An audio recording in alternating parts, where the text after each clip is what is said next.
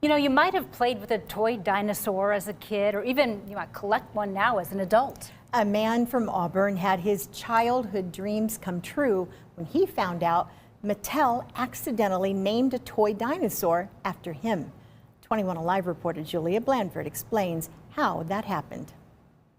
Adjunct professor at Purdue Fort Wayne, Dr. James Farlow, says after decades of research in paleontology, he would have never guessed a children's toy would be a part of his legacy.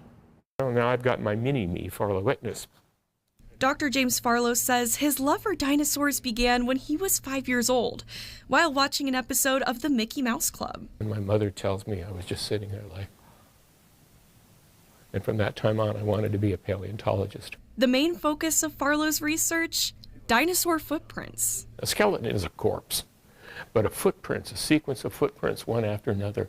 You're recording the movements of a living animal, and that's really, really cool. In the world of paleontology, it's common for new discoveries to be named after a paleontologist. So when scientists discovered footprints belonging to a meat-eating dinosaur in Brazil, they decided to name it after Farlow himself. So they named these footprints Farlow-ichthys. Less than a year later, Farlow received a phone call from a colleague at the Canadian Museum of Nature saying, "Did you know that they've made a toy Farlow-ichthys?"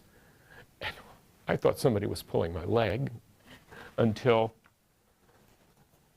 I discovered I actually got one, and here's what the little thing looks like. Farlow says he's told many of his Auburn neighbors about the dinosaur, and now they all want a Farlow-ichthys of their own.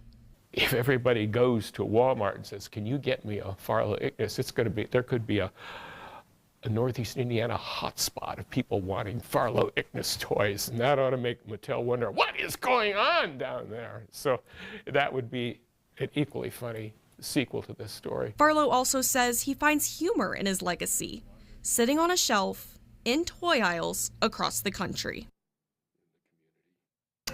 Farlow says there's some discrepancies between the toy and what the paleontologists actually thought the dinosaur looked like.